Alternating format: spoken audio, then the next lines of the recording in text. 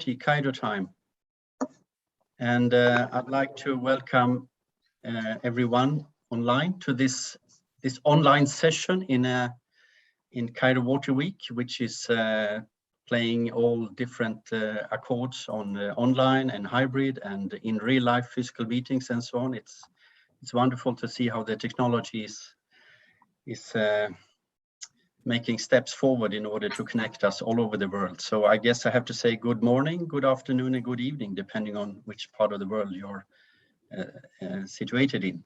So this technical session is labeled Just Climate Adaptation for Resilience in Agriculture and Food Security in a Transboundary Perspective.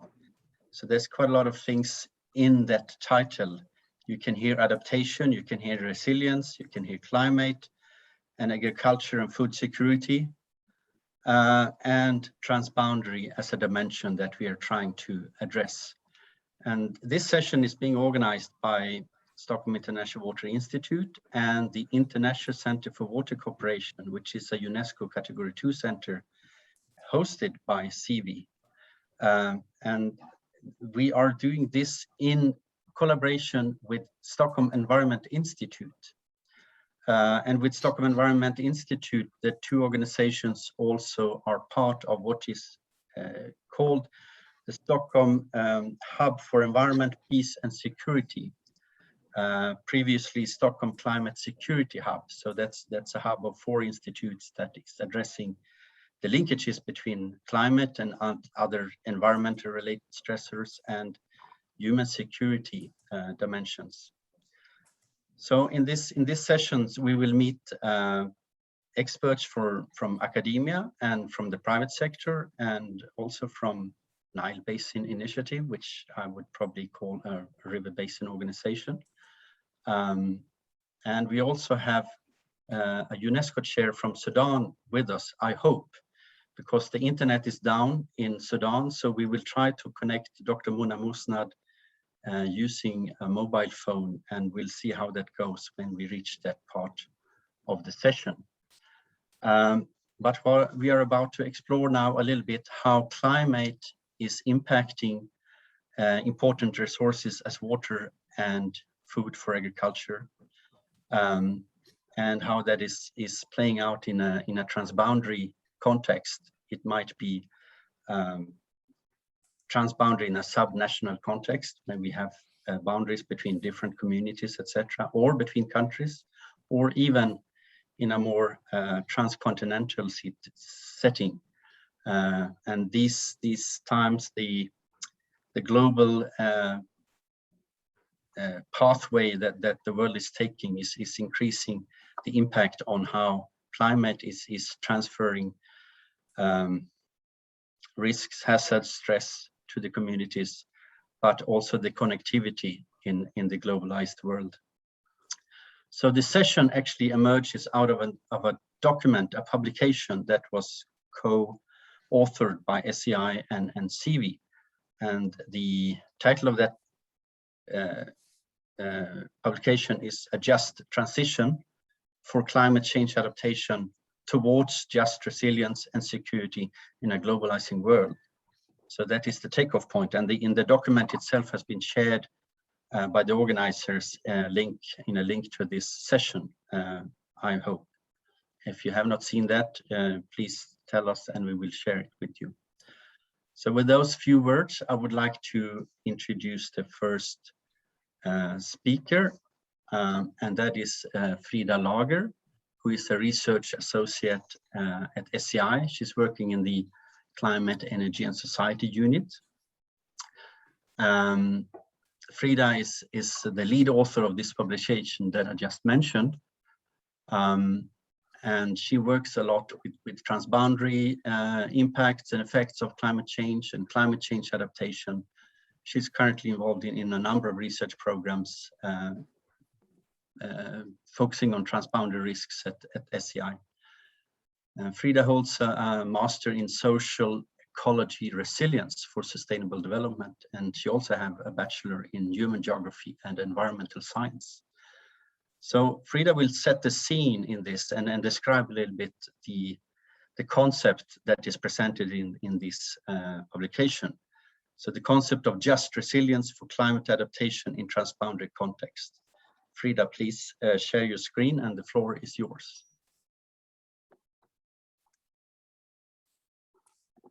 Thank you very much, Mats, and thank you all for inviting me to be here today. I'm really honored to be with so many excellent speakers. I'm just gonna share my screen. I didn't have time to practice this before. Let's see, does that work? Huh? Can you see my screen? Yeah, yes. thank you. Yes, we can see your screen. We can see, thank you. So as Matt said, my aim is to set the stage for the session today, presenting the work we've done on framing the concept of just resilience in a warming and globalizing world. This work has also been, besides from being led by SEI and CV, it's also been hosted under the Adaptation Without Borders, which is a global partnership focusing specifically on issues of cross-border climate risk. But I'll step right into it. Climate change is happening. This past year can be seen as a teaser, really, of what's to come in the decades ahead. We've seen increased extreme temperatures, heat waves, and severe droughts in the African continent, floodings in Europe, wildfires in North and Latin America and Australia, really showing us how a change in climate can also cause disruption that can spread across countries and continents. This article in the slide here is published in Al Jazeera just last week, and refers to the newly published World Meteorological Organization report, confirming that the African continent warms more and at a faster rate than the global average, and reminds us that the continent's 54 countries are responsible for less than 4% of greenhouse gas emissions worldwide. And already vulnerable groups are especially at risk here. By 2030, so in less than a decade, it's estimated that up to 118 million extremely poor people will be exposed to drought, floods, and extreme heat in Africa alone, if adequate response measures are not put in place. No matter how much we scale up climate change mitigation in the coming decades, the impact of climate change will also need to be adapted to. There's also a clear message coming from the ongoing pandemic. One is that we live in an interconnected world where risks really know no borders. And where we've clearly seen that risk responses by one country can severely hamper other countries' ability to respond, as is the case with access to vaccine, for example, globally. And really, in the end, putting the whole world at risk as impacts of the pandemic continues to unfold globally and new variants arise. The pandemic has also clearly shown that our lives and livelihoods are increasingly interdependent on one another across the globe. And just like the virus, the impacts of climate change can spread between countries and over continents or have systemic effects on the global systems. They can do so via international supply chains, investments, movement of people, or shared ecosystems and resources. And in turn, adaptation responses to those climate risks can have impacts way beyond the place where they are intended to. Adaptation responses to an already changing climate will have implications, especially for those who are most vulnerable, creating an even stronger argument for tackling injustices head on. Just to contextualize how cross-border or cascading climate risk can look like, I'll give you an example, which is of the food price crisis of 2007 and 2008, where multiple factors, including rising oil prices, extreme weather events, changes in food demand, trade policies and government responses to the unfolding crisis, such as export bans, all interacted to generate a surge in global food prices, creating food insecurity for vulnerable people worldwide. My colleague Richard will talk you through more in depth how this crisis was experienced in Senegal in a little while, so I'll just leave it like that for you as a teaser. In this world of increasing disruption from climate change and a high level of global interdependency, there is an increasing need to understand the transboundary or cross-border dimension of climate change and the response of those. It will dictate if we manage to build resilience in the world ahead. For this reason, we created a new analytical framework for globally just resilience, illustrated in the diagram here. It's inspired by the Just Transitions movement for climate mitigation. The aim is kind of help understand and analyze justice and interconnectedness in climate change adaptation. And I'll briefly walk you through it. So justice here on the vertical axis has two parts, distributive and procedural justice. Distributive justice refers to how the benefits and harms of adaptation outcomes are allocated. So it engages with questions such as who benefits and how, and who gets left behind. It also takes into account injustices in the responsibilities of the climate crisis. So who are the major emitters, for example, and also systemic inequality globally, such as the remnants of colonization. Procedural justice refers to the degree to which those affected by climate risk and adaptation are recognized and able to fully participate in decision-making processes. In other words, who is included and how. It includes having the ability to shape the outcomes of adaptation processes and ensuring that governance structures are in place to influence local, national, and international transitions.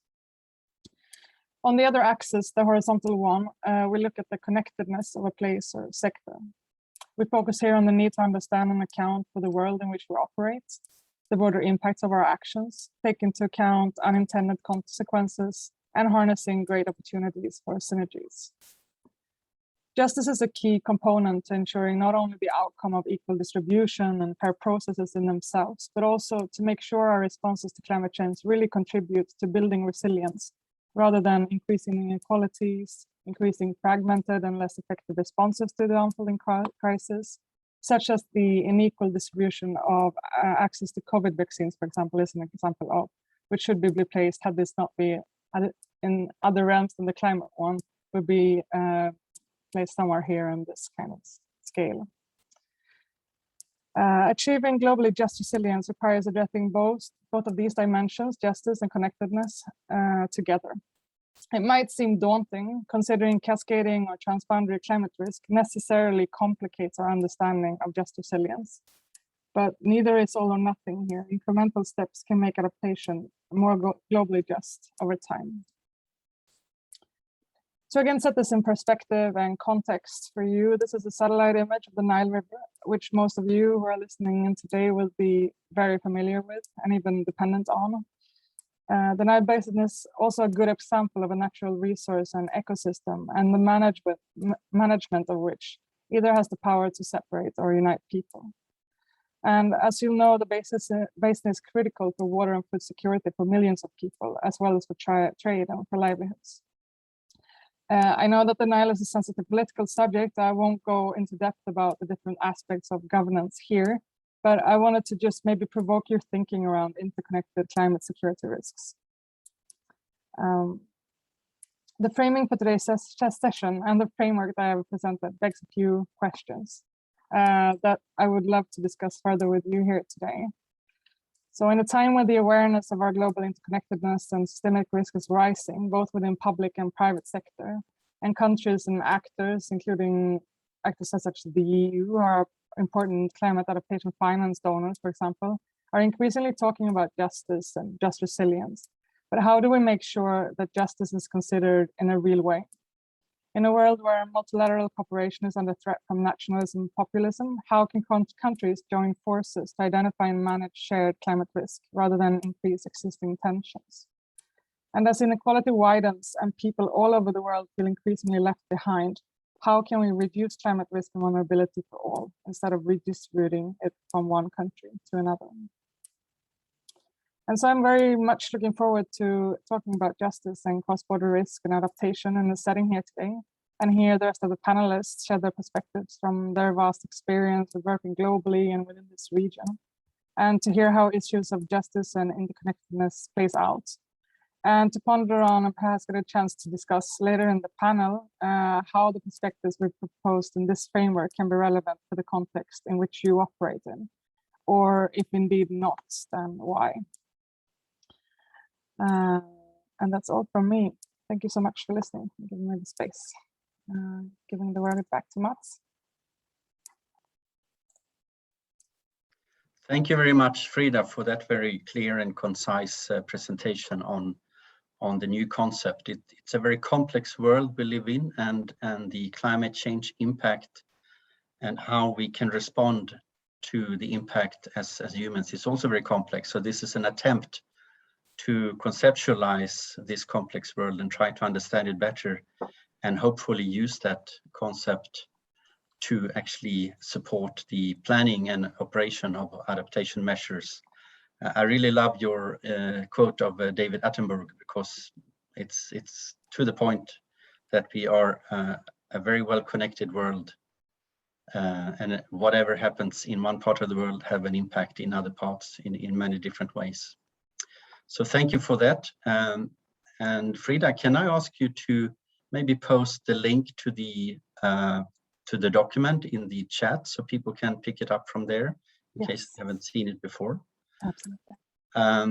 And thereby, Frida was the first of 5 speakers, and now we will try to do an acrobatic exercise and connecting Dr. Muna Musnad from Sudan via phone. Muna is a UNESCO chair in water resources at Omdurman Islamic University in Sudan, and she's also there a director of the research and innovation department. She has many hats. She's also leading an integrated water resource management network in Sudan. She is also a governing board member of the International Center for Water Cooperation, the ICWC, which I mentioned in the beginning, the UNESCO Category 2 Center, which is hosted by CIVI.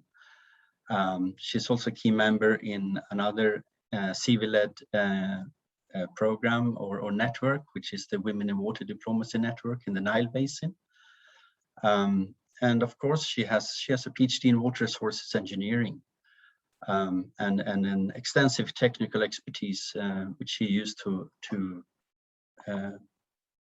implement a number of projects, IWRM related projects on water quality, water supply and engineering in Sudan and elsewhere. So bear with me.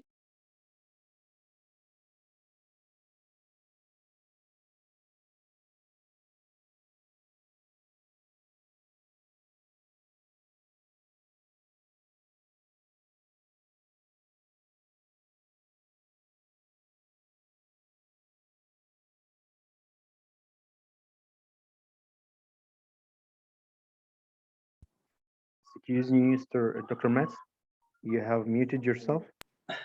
Sorry. Okay. Yes. Sorry for that.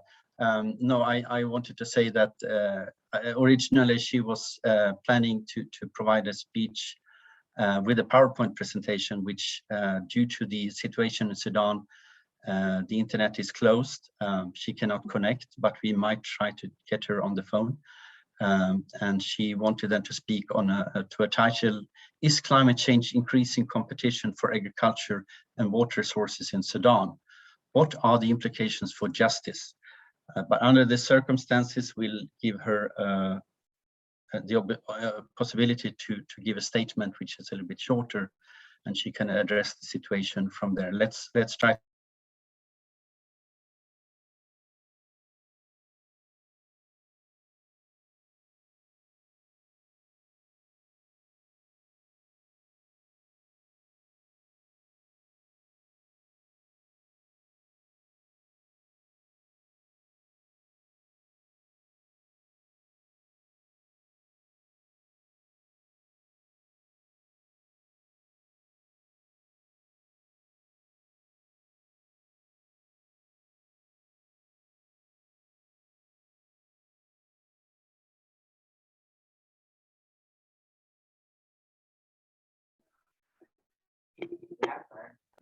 We can't hear you, Dr. Metz. I don't know if this is intentional. Thank you, Hossam. We're trying to connect now.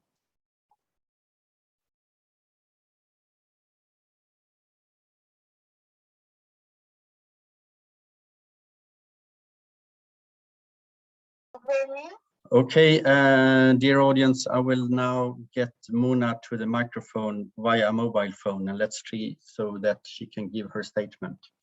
Mona, please, I have already introduced you, so they know who you are. Welcome. Now you're online. Thank you so much. Hello, everyone. Do you hear me? I think they can hear you, Mona. Okay. Actually, I'm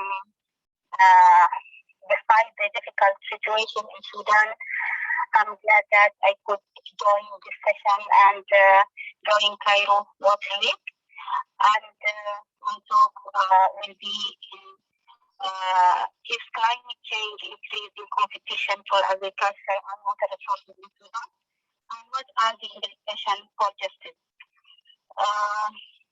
First, I'd like to talk about Sudan in geographical and resource context. As we know, Sudan is located in Africa, and its area about 1.9 million kilometers square, bordered by 7 African nations, and the rest is on the east. And there are some water resources in Sudan from Nile Basin sharing and from rainfall and from non-nilotic seasonal wadis and from renewable and non-renewable groundwater. There are variety of land resources in Sudan. The terrestrial irrigable land is estimated about 63% of the total area, and it is about 150 million faddan. Then in agriculture area in Sudan, we have two systems irrigated.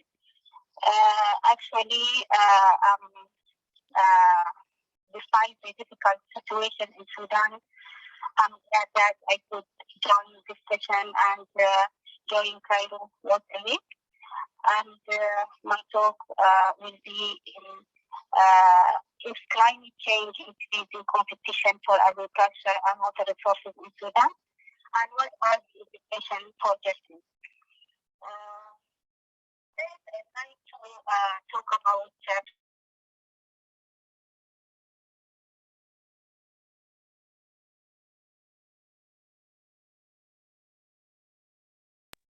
You're muted again, Mr. Metz.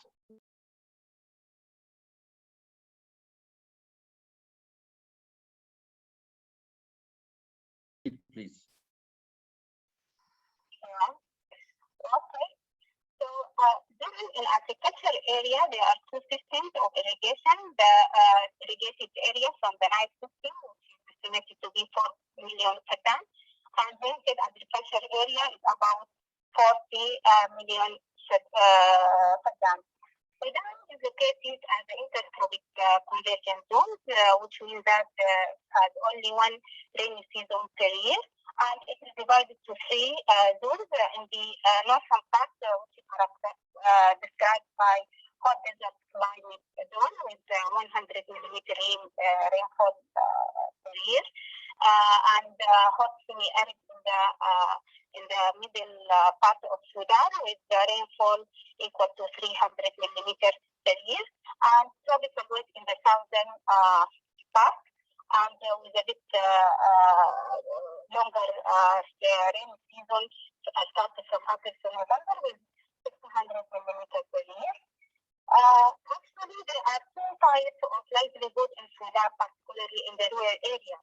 Pastoralism, which is the key element of the Sudanese economy, and it contributes about 50% of the total agricultural revenue through livestock exports.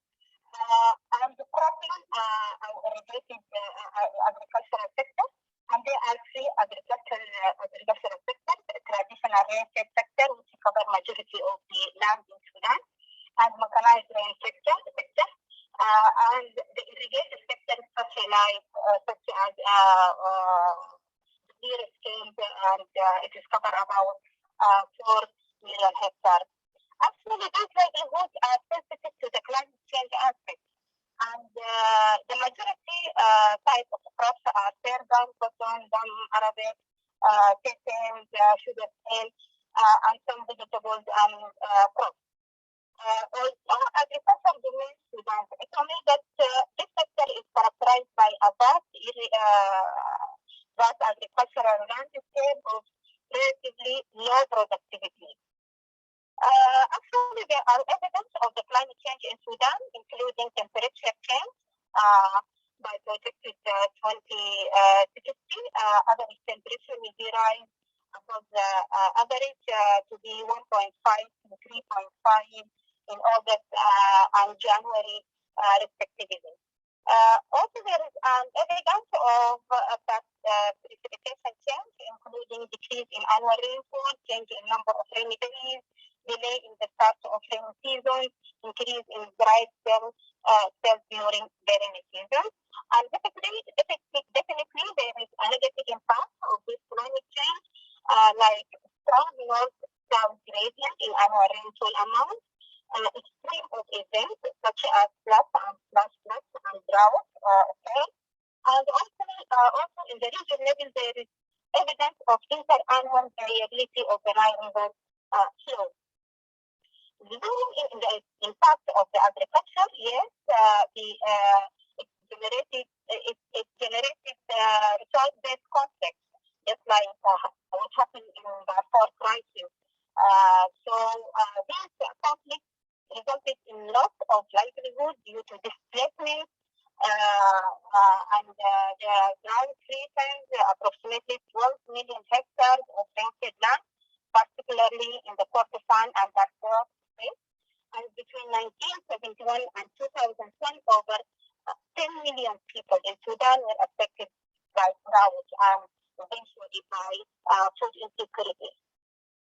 Also, the conflict resulted in increase of poverty. According to the World Bank, 46% from the Sudanese population are living under the poverty rate, and 65% of them are from the rural area. The impact of climate change also resulted in crop suitability areas and crop water demand change, since decline in the yield of stable millet and sorghum due to shorter growing season imposed by higher temperature, and winter crops seem to be affected by climate change more than other crops. Actually, there are some climate change adaptation and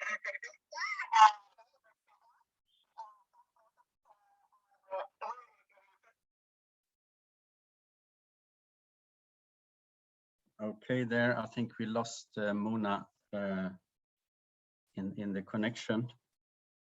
And in the interest of time, I think we should proceed with the next speaker, and we might try to get Mona on board again a bit later to add a little more flesh on the bones on the situation in Sudan. So thereby I would like to introduce the next speaker in line, and now we will turn to the private sector, and that is Dr. Turki Faisal Al-Rashid from Saudi Arabia. Dr. Al-Rashid is a businessman, he's an author of many books, and he's also an academician. He is an adjunct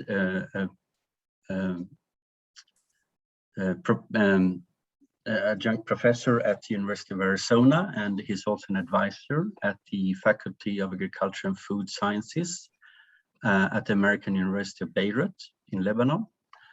As a businessman, he's the founder and CEO of something called the Golden Grass Incorporation, and working on agriculture. And his contracting company is based in Saudi Arabia, but he's also investing in Eastern Africa. And I think this is extremely interesting to hear a little bit more about, because in the transboundary dimension and the connectivity in the world, this is one of the main linkages and also a main opportunity for supporting adaptation and just adaptation to climate impact on water resources in the agriculture. So Dr. Al-Rashid, please, the floor is yours. Assalamu alaikum. First, I'm speaking on my personal capacity. My view does not represent anyone else, any institution or I am affiliated with. The Chinese use two brush strokes to write the word crisis. One brush stroke stands for the danger. the other for the opportunity. In a crisis, be aware of the danger, but recognize the opportunity.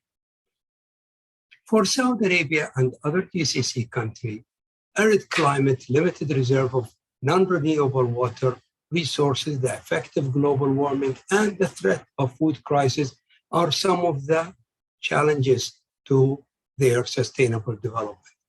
African countries have some of the most fertile soil, abundant fresh water, low-cost labor, but lack of capital and infrastructure in terms of physical and legal. Thus, they offer a potential avenue for transboundary investment to achieve food security. The impact of COVID-19 pandemic has put more pressure on countries to grow locally and outsources food supply to mitigate a food crisis. Saudi Arabia food consumption is forecasted to reach about 40 million metric ton in 2023. The food import in Saudi Arabia were estimated $35 billion in 2020. And that number is due to increase due to population growth. Saudi Arabia and other GCC countries and African countries, investment opportunity in terms of food, water, and infrastructure is vital to achieve just resilient in terms of economic, social, and environment sustainability. In view of the current consequences of the effect of the global warming and other crises, food is vital for our existence as a mankind. Most countries of the MENA region are also being fragile states, and they need investment to achieve the United Nations 17 development goals. Opportunity for transboundary investment in African countries from the perspective of Saudi Arabia and GCC countries are breeding ground for potential business venture. The private sector in Saudi Arabia could make an impact on those African countries. But there is a challenge. Saudi Arabia water consumption for agriculture purpose was about 84% of the total water consumption in 2017. The world food crisis in 2008 and now COVID pandemic led to shortage of food due to the lockdown. Transboundary agriculture investment. According to my book, the top 3 countries are the best investment for Saudis are Sudan, Egypt, and Ethiopia. To illustrate the importance of transboundary agriculture investment, we will use the SWOT analysis. What is SWOT analysis? SWOT analysis is a strategic planning technique used to help the decision maker to identify strength, weakness, opportunity, and threat related to the project. We start with the strength, provide domestic benefit, capital inflow, employment, technology transfer, increase in food supply, reduce of poverty, and sustainable development strategies in the host country. We go to the weakness. Number of challenges such as unclear law and transparency are some of the obstacles facing successful investment in Africa. Agriculture investment is a risky venture anywhere in the world, more so in less developed countries like Africa. What are the opportunities? Securing food security is part of strategic crisis management.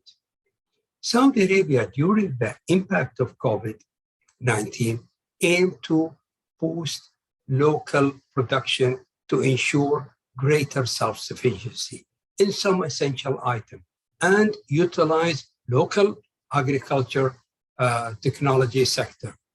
Additionally, to to achieve food security, the Saudi leadership decided to outsource the supply of most important crop of Saudi, such as rice, wheat, barley, corn, green fodder, soybean, and sugar. The Saudi Agriculture Development Fund is a program to support the investor to invest outside with one condition: 50% of their production must be exported back to Saudi Arabia. The budget of the program is about $300 million in 2019. Some of the top targets for agriculture investment are African countries. Well, because it's fertile, abundant of water, cheap labor. There is an additional also benefit. It's a neighboring country, and most of the populations are Muslim. Achieving food security requires diversification of supply, either from direct investment to joint venture or through a long-term contract. We go with the threat: land degradation, water depletion, labor right limitation, forced migration, human rights principle, public interest, lack of consultation with the stakeholders, and compensation for the local. Trade ban is also another problem. Expose on grain export. We have seen that during crisis, Russia, Ukraine, India, and Argentina have increases the export taxes sharply. I will share some of my personal experience as a Saudi businessman who had been in the food production for more than 4 decades. Transboundary agriculture investment will go a long way toward reducing unrest and achieving sustainable development in the African country. Investment in large agriculture projects boosts national income, reduce food import. It increases the capability and the credibility of the state and dignity of the people, and protect the country from foreigner hostile. All this means that leadership in charge of regulation, the transboundary agriculture investment system must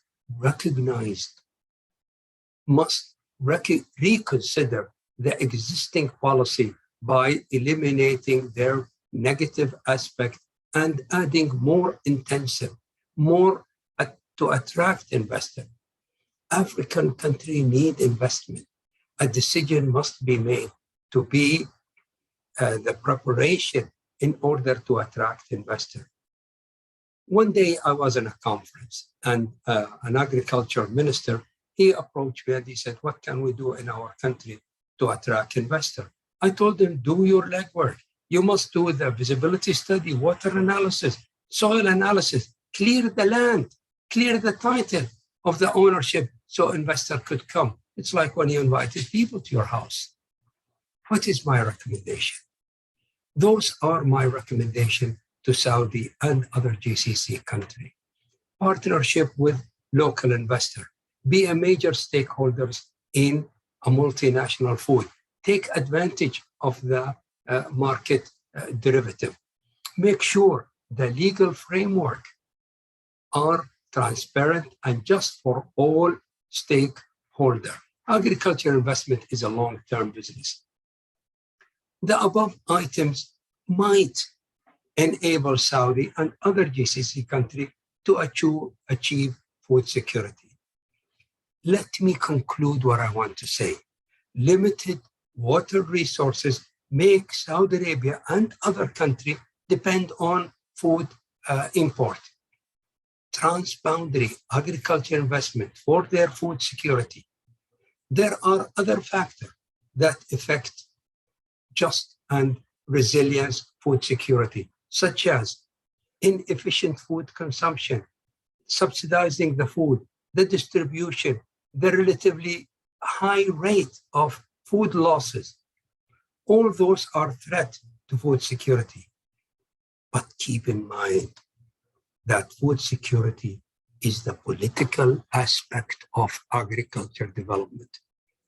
If you analyze a sample of wheat, 12% is protein, 88% it's politics.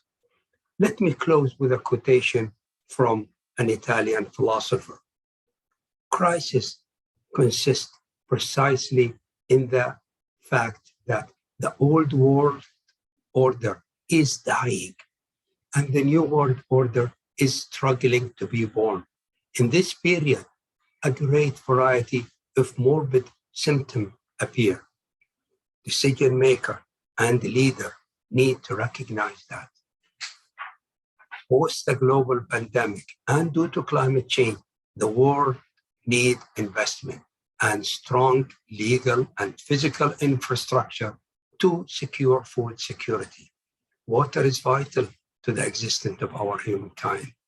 For more information about myself, please visit www.Al-Rashid.org. Thank you, and I'm happy to receive your question.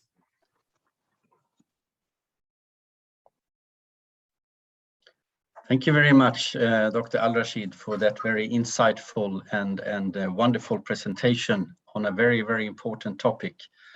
And I think you covered a lot of ground in a very short time with the legal and infrastructure aspects to guide investments. It's a very important pathway for a more prosperous and even just future where we need to use the water resources in the best way possible where they exist, and use trade and connectivity in the world to distribute them to where they will be consumed.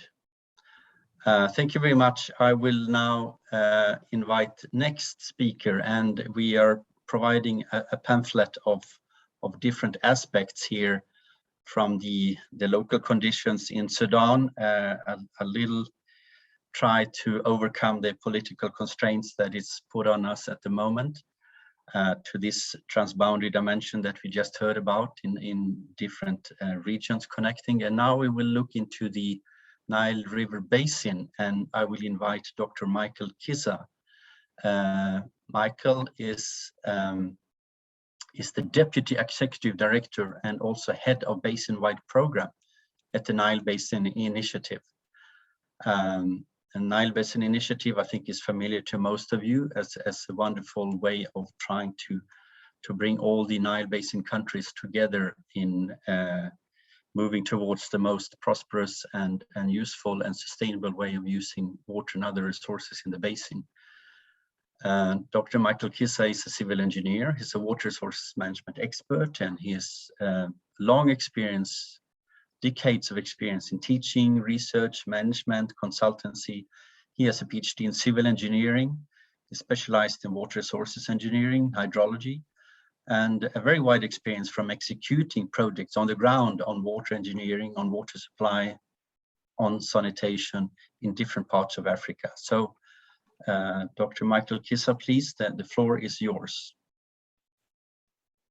Thank you very much, Mats, and good afternoon, everyone. Thank you for giving me this opportunity to talk about the tools that we have at Nile Basin Initiative for supporting just water management in a transboundary context. The title is a little bit not connected to the presentation because when we submitted this abstract, we were talking about the Nile Basin River Flow Forecasting System. But as I reflected, I felt that I should include it a little bit, this plus a few more tools that we have at Nile Basin Initiative for the same purpose. So that's what I'm going to present. I won't dwell a lot on this slide since many of the members are very familiar with the Nile. But suffice to say that the Nile serves a lot of purposes for a population of over 50 million within the basin, but a much bigger population of over 550 million in the countries that share the basin. But it also is dogged by diverse geographical, climatological, and topographical regions. And as you can imagine, that is very important for within a climate change perspective. I'll also just spend one slide talking about the Nile Basin Initiative. It's an intergovernmental partnership for the 10 Nile Basin countries that share the basin from Burundi, Democratic Republic of Congo, Egypt, Ethiopia, Kenya, Rwanda, South Sudan, Tanzania, and Uganda. NBI was established in 1999, and to support the countries in meeting their shared vision objective of achieving sustainable socioeconomic development through the equitable utilization of and benefit from the common Nile Basin water resources. And currently we're implementing our 10-year strategy, which covers aspects of water security, energy security, food security, environmental sustainability, climate change adaptation, and transboundary water governance. Indeed, we take climate change adaptation very important, it's one of the strategic goals, but it is also a very cross-cutting aspect that is always very much embedded in all the other strategic goals. So it is really at the center of the work that we do at NBI. Indeed, the Nile Basin, and I think the first presentation noted this in one of the slides, that the Nile Basin is like a theater for climate change pressures, climate pressures, and vulnerability, resilience, all these kinds of pressures. And there are some reasons for this. One of them is that we have some of the most fragile economies in the world, some of the poorest countries. Even politically, we know what is going on right now. We have issues there. But climate extremes worsen all the conditions. There are so fragility increases, poverty increases, and so on. And I also note that the region already has a very strong degree of natural variability. Flooding is a very common thing. Droughts are, they're like, you can have in 1 year flooding and then it is followed by a drought. So we have a very big problem there. Among the big river basins in the world, River Nile is renowned for having a low discharge coefficient, and a very big part of the Nile Basin is really arid or semi-arid. Of course, poverty and others mean that the capacity for absorbing shocks is low. And then this is all exacerbated by a lack of long-term hydrological data that is very common in developing countries. So analyses tend to be unreliable, and therefore advisories to the different sectors, including agriculture, tend to be also unreliable. So it is this combination of issues that make the region very, very vulnerable. This slide, I didn't want to, I'm not planning to read it verbatim, but just the impacts of climate change for the agriculture sector. What I note here is just the amount of red. Climate change is going to increase crop water requirements, and yet 70 or 80% of the population depends on rain-fed agriculture. You have land degradation issues, soil fertility in places with irrigation water demand will go up. And all these are things that need to be addressed, especially knowing this being a very big basin, transboundary, bringing together many countries with upstream, downstream issues. You find that countries cannot deal with this alone. The transboundary perspective is a must in order to deal with this, and countries recognize this. That's why Nile Basin Initiative exists, to work together with the countries to try and address these pressures in a joint manner. So cooperation on Nile issues is really responding to this climate change issue, and it is the work we do targets a number of areas. Number one is issues of strengthening basin planning. Again, because this being a transboundary basin, planning done at basin level, we know very well the whole basis for good water resources management. Joint projects, investment, and others. Promoting watershed management, upstream and downstream issues. So there are all these different dimensions that we meld together into a strategic response to climate change issues. And cooperation is at the center of all of this.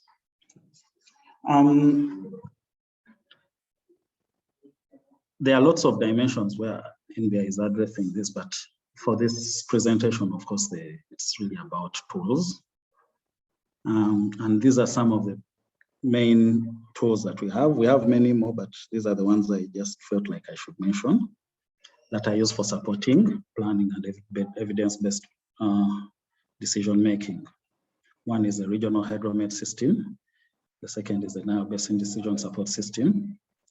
There are river basin monitoring bulletins. And then the one that was supposed to be the topic of this, the Nile River Flow Forecasting System, Climate Services Dialogue, the catalog, and so on.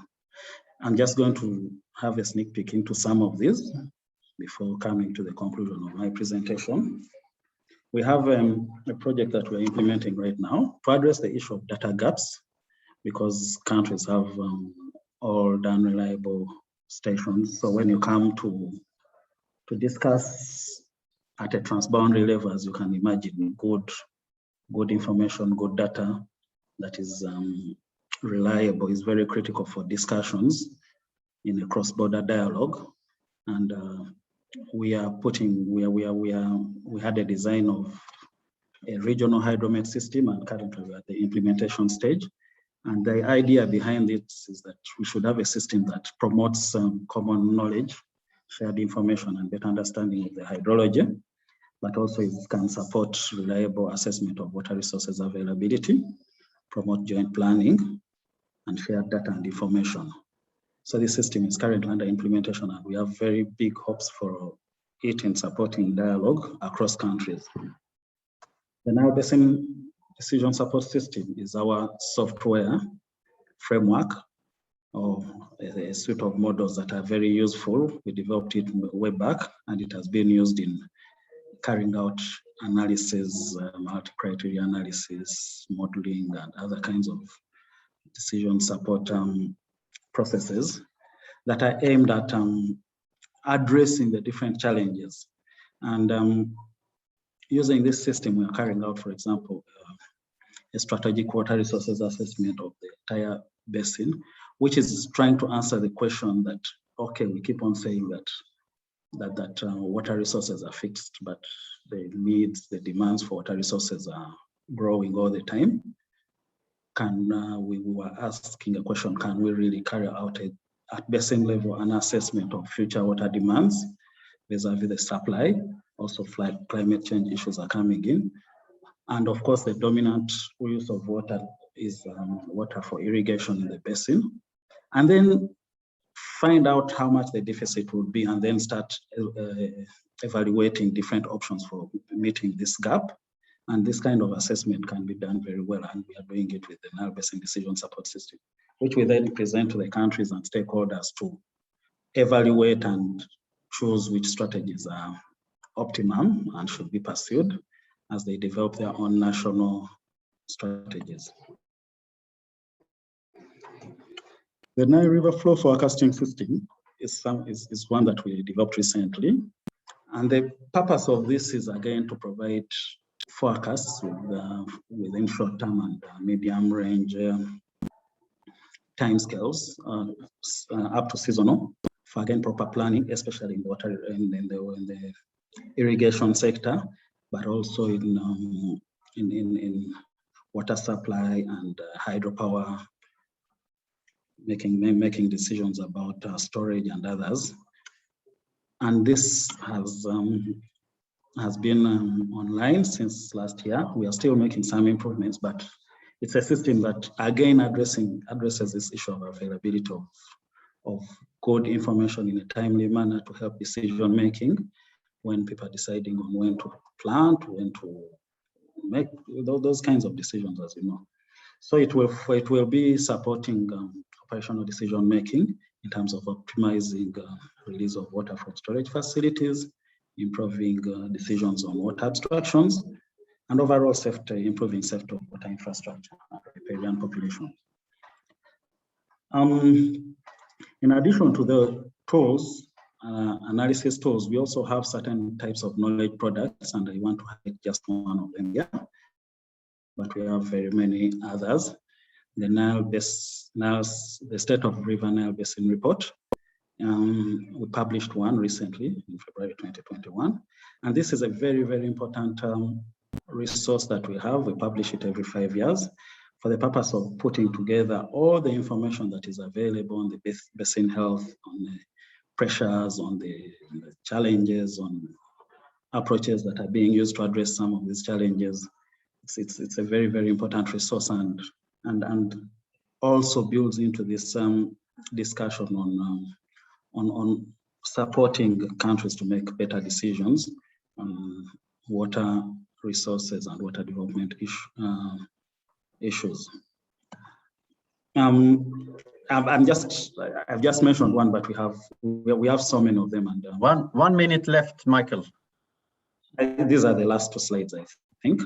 So these tools, we use different platforms where we bring together our stakeholders to learn to use them and to practice how to use them, including dialogues, joint planning sessions, and jointly implemented projects.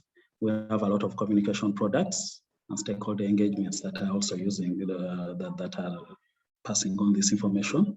And we also have training and capacity building that we do through face-to-face and online blended learning modules. Many results have been reached. We have a stockholder database that we use. We have trained over 35,000 people, over 10,000 knowledge products, and all these are really, and I don't even have time to talk about our investment projects, but maybe in some future forum. But finally, I also felt that maybe, so what? We have all these tools, so what? We carry out our stakeholder levels of satisfaction surveys every year, and this is the most recent one, which looks at stakeholders who rate our services as satisfactory or higher. That tends to be in the upper 80s or 90s, and how many of the users of our tools, data and analysis, who rate our services as good, and that is 70 plus. So we keep on trying to improve, but overall we feel that the stakeholders are appreciating our services, but also they're also pointing out where we need to improve. So yeah, that is the marathon, but thank you very much. That's the end. Thank you very much, Michael, for that wonderful travel through the tools and communication platforms that NBI is providing. I think the question that we will pick up in the discussion is, how can these tools help the countries to promote a just use of the water and a just adaptation to the constraints related to the water? It's a key question, of course, but what you cannot measure, you cannot make good decisions about. I think that's a key message. Now I will invite the last but not the least speaker, which is Dr. Richard Klein. Richard is a senior research fellow at SEI, and he's a vast, extensive experience in science and policy in the field of adaptation to climate change. He has worked for decades on research science and assessments and policy advice. He's been engaged in IPCC for a very, very long time, including as lead author at many times. And he had a number of prestigious positions globally in relation to adaptation and climate. So Richard will take us to a transcontinental dimension. And his title is then, how could drought in India cause flood riots in Senegal? Exporting climate risk via global trade. So Richard, please, the floor is yours. Thanks very much, Matt, and thank you for the introduction. Thank you for the opportunity to be part of this panel at the Cairo Water Week. Frida, in her presentation, already mentioned the linkages through trade and mentioned Senegal. And I'm going to go in a little bit of detail and provide a little bit more context about this particular case study, and then highlight the importance of trade as a mechanism through which climate risk can cross borders, can be imported. So what we know is that climate change is happening in a very globalized and hyper-connected world. This sounded very abstract 2 or 3 years ago when we started saying this, but COVID-19 has made it clear to everybody just how much it matters that we live in a globalized and hyper-connected world, because just like a virus, also climate risks can cross borders through a number of different pathways and expose people and communities and economic systems to new challenges and risks. So, irrespective of their location and level of development, countries are exposed to these risks. We used to think that when it comes to climate change, there's a strong north-south dimension where the global north is relatively well insulated to climate risk, and the global south is affected most, bearing most of the brunt of climate risk. And that is, of course, true when you start looking at where the climate change impacts are happening, and also at the capacity that countries have or not have to address those impacts. But when you start looking at the transboundary connection, the fact that what happens in one country has an effect on other countries at very different parts of the world, you see that this pattern is much more diverse, and that also countries in the global north or in other parts of the world that were thought of as relatively low risk can also be affected by climate change happening elsewhere. So adaptation is truly a global challenge. This is also recognized in the Paris Agreement of 2015, which sets not only a global goal for adaptation, but also mentions that adaptation is indeed a global challenge with international dimensions. And there are 3 components to that. One is that what happens in one country can spill over into another country.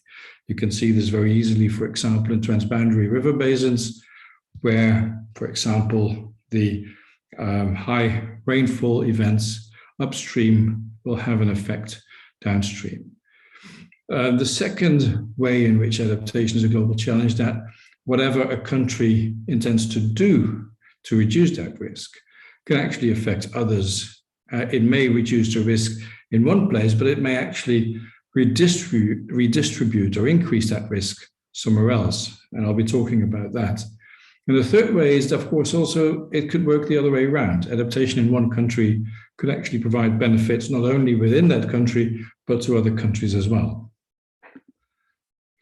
So this is a picture from Dakar, Senegal in July 2008, where there were food riots. And Dakar was not the only place, Senegal was not the only country where there were food riots in 2008. There was a world food crisis that was triggered by a number of different factors, including climatic ones, but not only. And Frida already mentioned there was a fairly rapid increase in oil prices, there was political instability, there was basically fear at the global market for certain commodities, which led to a rapid increase in the price of agricultural commodities, and we'll be looking at rice in particular. So when you look at Senegal, even though it produces its own rice, it's not self-sufficient, and it is very much dependent on import of food, in this case also rice. It imports its food from Thailand, Vietnam, India, and it is generally seen as better quality. People tend to prefer imported rice in Senegal. And the diversification of the supply, both domestic and through trade, is generally seen as something that builds capacity. But here we see that food trade is not only a source of adaptive capacity, but also of risk. And in the case of rice, that's particularly notable because the price of rice is so volatile on the global market with a relatively limited number of suppliers. So if we look at the trade flows from a number of countries into Senegal, we see that back in 2008, where Senegal imported 85% of its rice, there was more than a tripling of the price of rice in Senegal during that period of 2008 to 2009. The trigger of the crisis started in 2007. And you can also see that most of its rice came from Thailand, India, Vietnam, Pakistan, or other important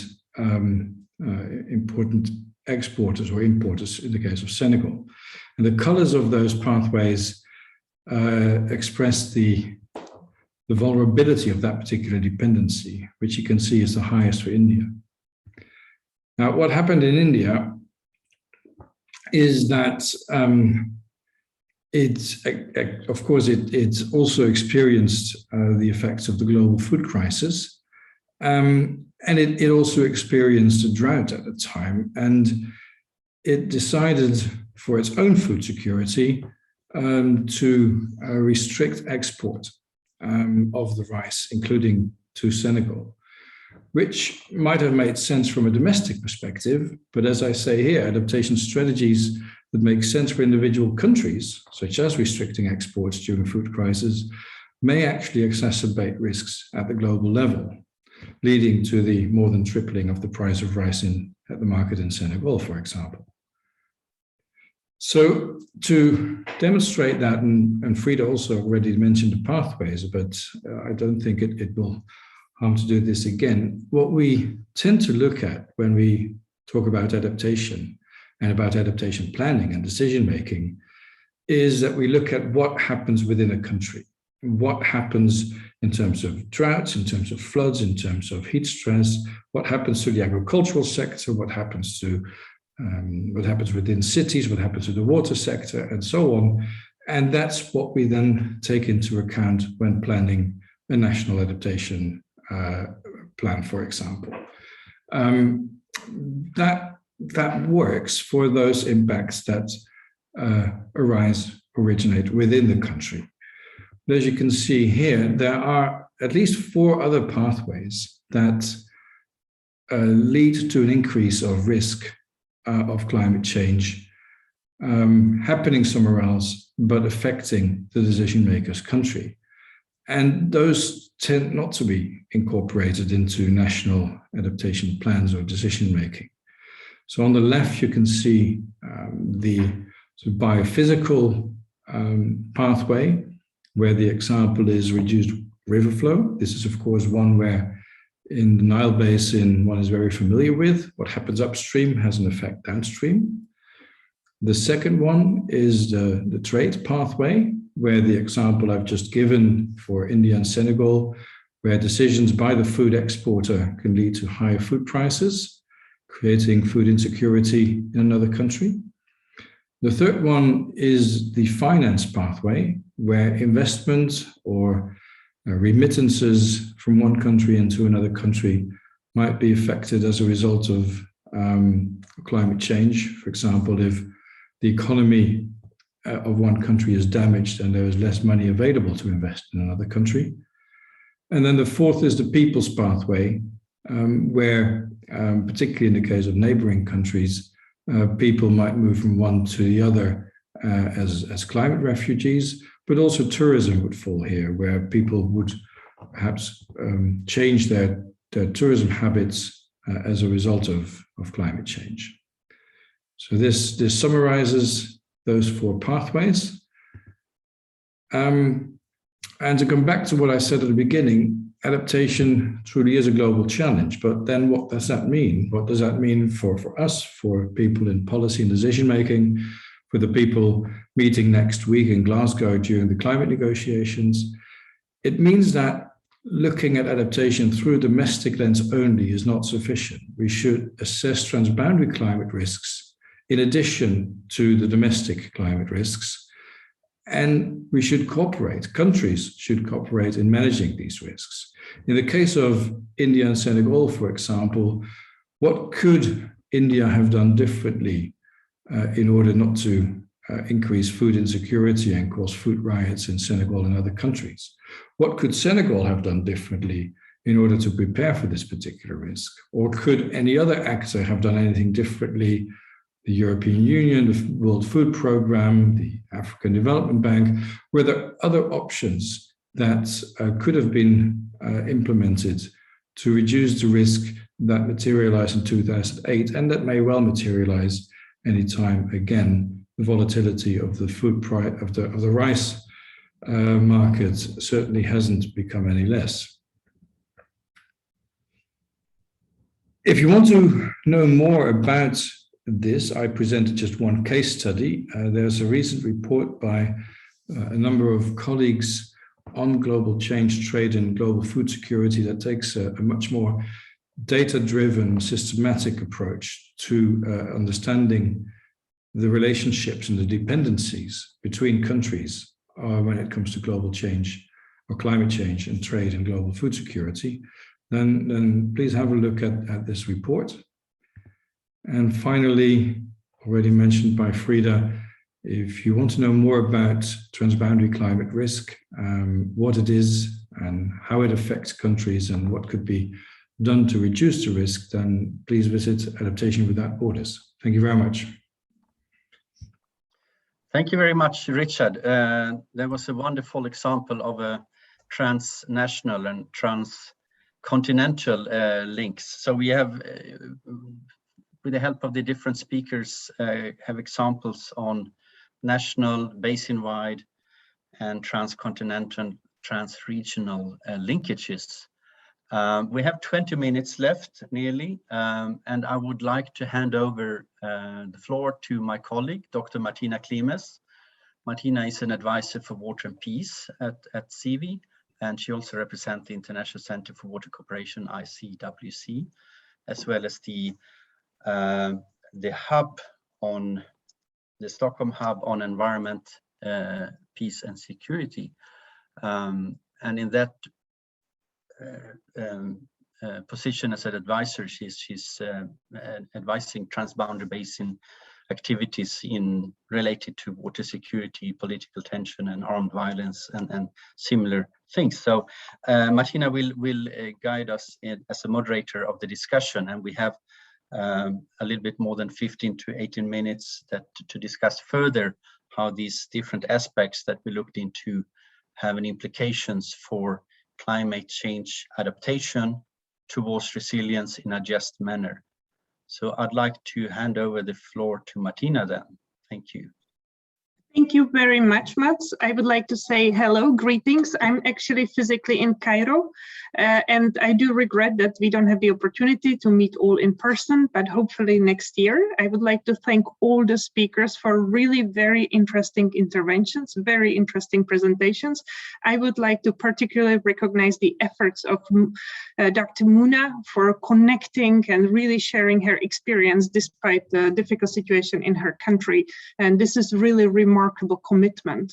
And I do not want to summarize all the talks. I would really like to go directly to questions. But one thing that I would like us to remember is that when we talk about cooperation, of course, there is no disagreement that we need to cooperate.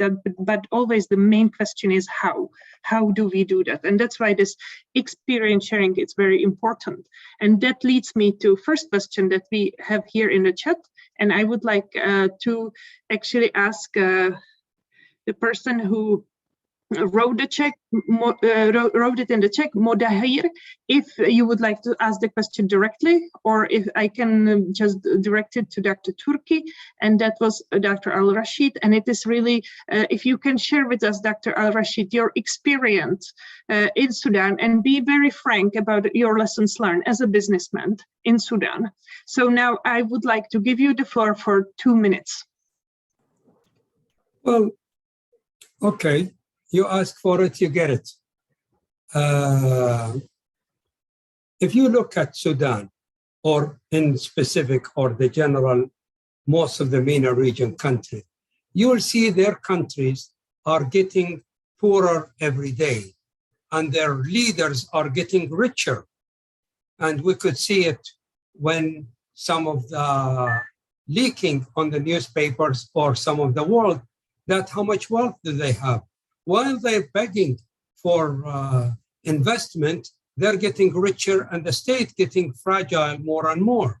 May I recommend you that you will go to my book, which it was published in 2010, I believe, and I have listed as specific items, and some of it was published in the Sudan newspapers. There is, when we want to invest in those countries, they make so much regulation. The regulation not really to invest, it's really to encourage you. What's in it for me? There is no law, there is no regulation. I mean, if you look, for example, at Egypt, the Egyptian government gave the agriculture student in Egypt to invest in Sina. They developed the land and they have invested their money and their sweat. When they have finished developing that land, the government came back and they said, no, we're not going to sell you the land based on the price we agreed on. It will sell it to you as the price of today. So, as I said in my speak, you need an infrastructure legally and physically to make it possible. If you look at Ethiopia, which is also the top 3 countries, in my research, that is the best for Saudi to invest in. In Ethiopia, when we deported those illegal immigrants, they have wrapped up 400 Saudis investors, whether corruption or prostitution or drugs charges, all fake charges, and they put them in jail. So it's a fragile system, and it got to be clear. It got to be for the interest of the society. I hope I did not disappoint you.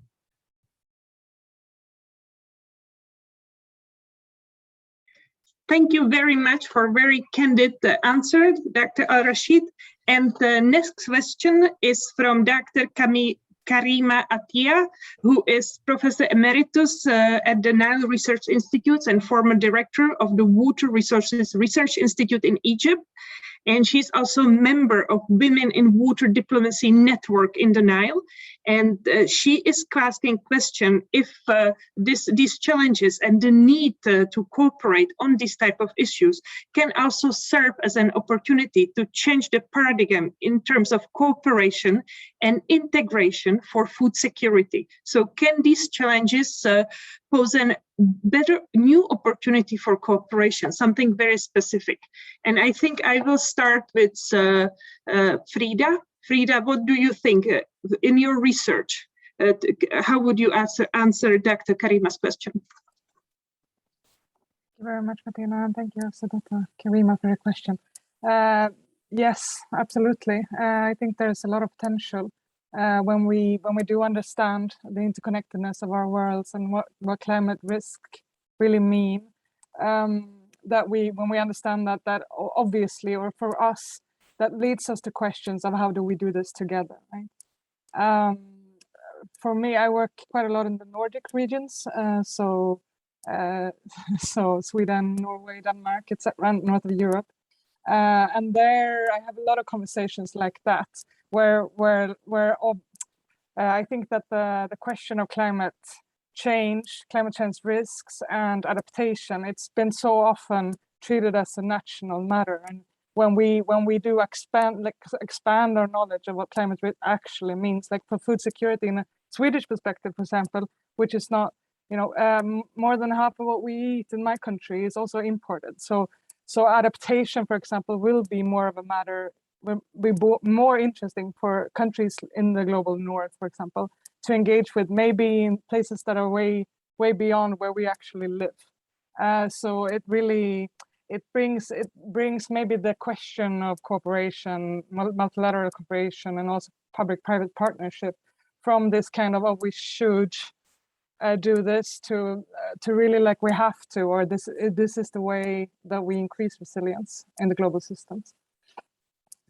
Thank you very much, Frida. And now I would like to turn to Michael, Dr. Kiza. Would you like to add to this from your experience with NBI? How do these challenges lead into new opportunities? And can you please think of something very tangible that you could share with us? Okay, thank you very much, Martina. And indeed, Frida has nailed the first part of what would have been my answer, that decision-making tends to be at national level, but the problem we are dealing with is much, much bigger than that. In the Nile Basin, it's a problem that affects all the 10 countries. Now, in the recent State of Basin report that I mentioned, the Nile Basin report, it's noted that all the Nile Basin countries are actually net importers of food. And yet, the potential for increasing food production is very, very high. The kinds of obstacles that farmers have include poor efficiencies in irrigation systems, but the very big aspect is poor access to markets. In other words, this cross-border trade between the Nile Basin countries, for example, is very, very little. And yet farmers grow their food and it rots before reaching the markets and everything. So changing around and looking at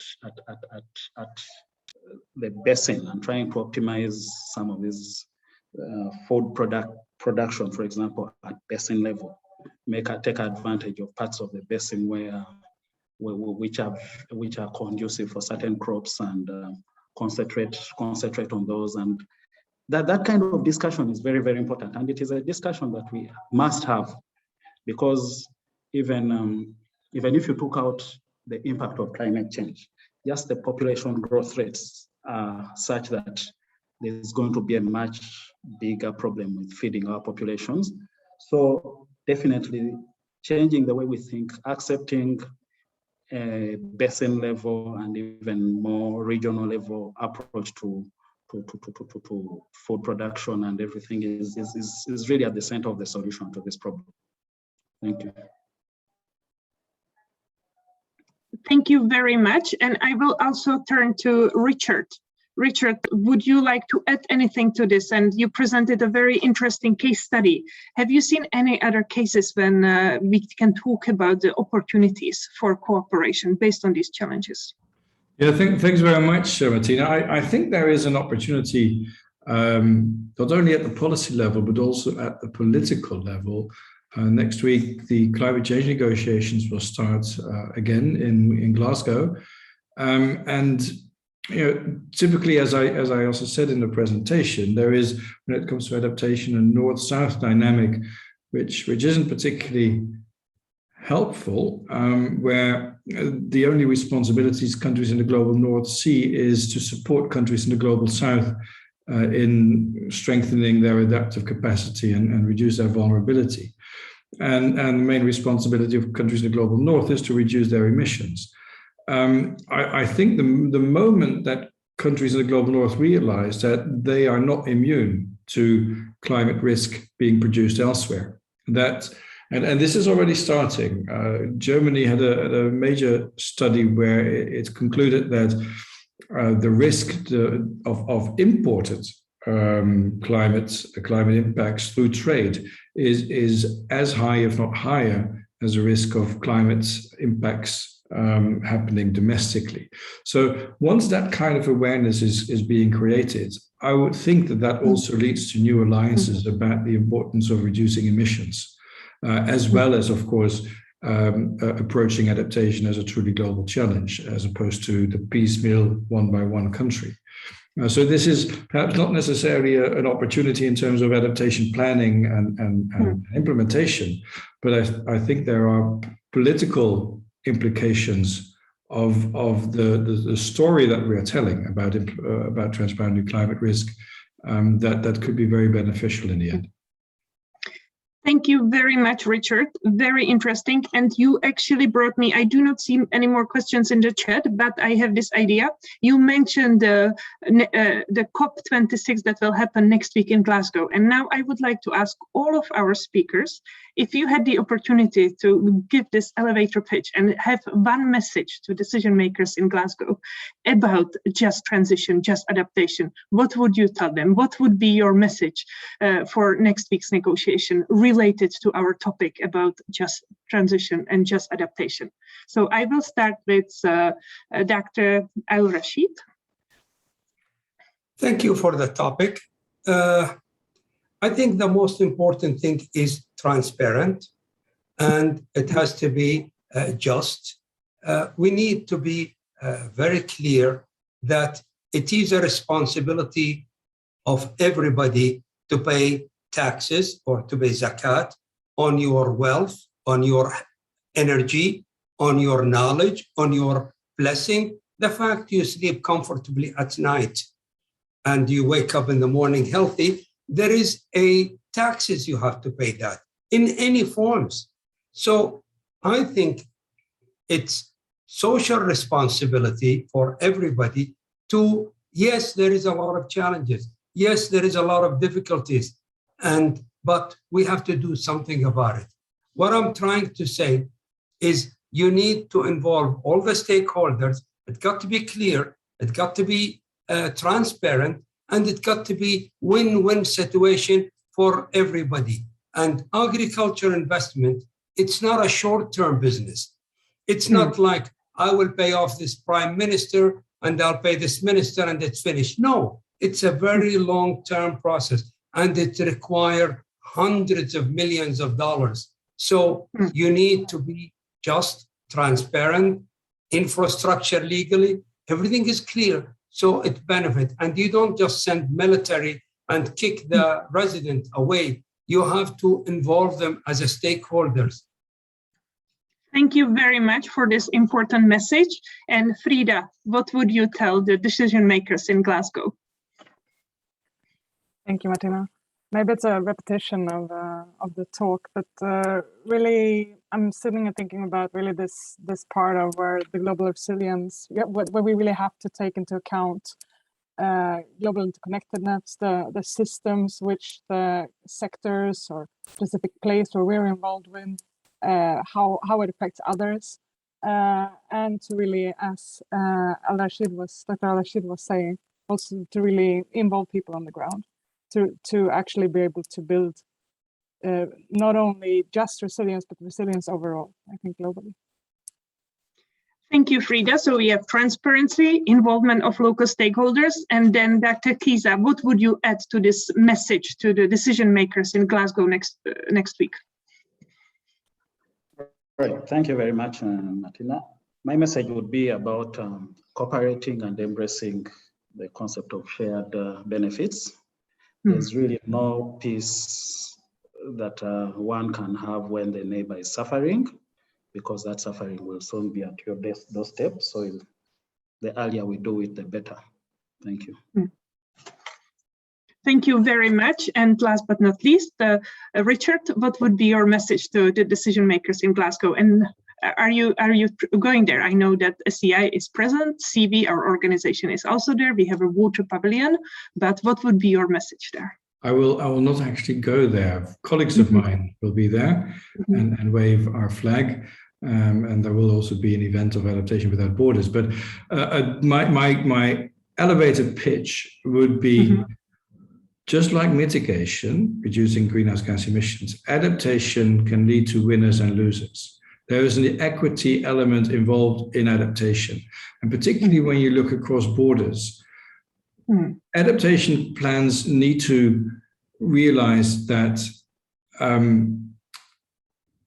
adaptation plans need to be about reducing risk, not transferring the risk to someone else or redistributing it, or actually leading to an increase of risk somewhere else.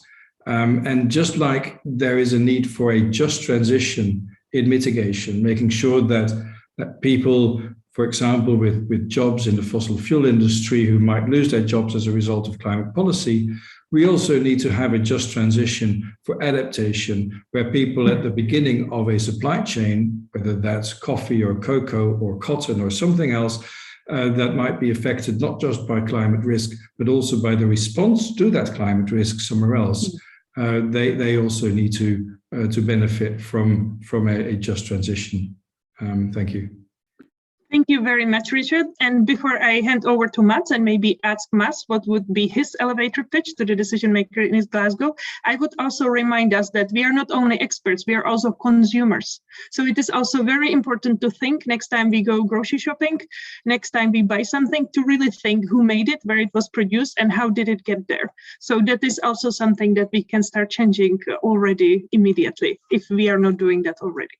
So with that, I would like to say goodbye. It was a pleasure listening to your interventions. And now over to you, Mats. Thank you very much, Martina, for excellent moderating of the discussion session. Wonderful. I often repeat, think globally, act locally. When you're a decision maker, you have to use the space that you have been given to you. But keep in mind all the things that we brought up today.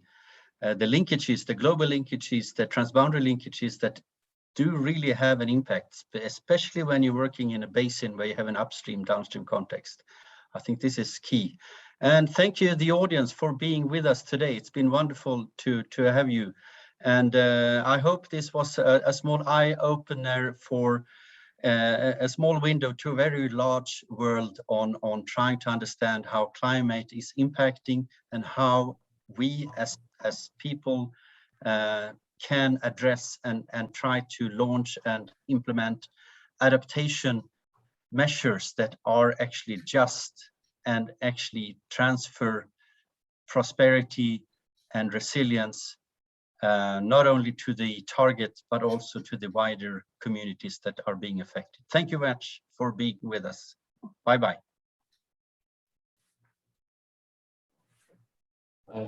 Thank you all. Thank you. Goodbye.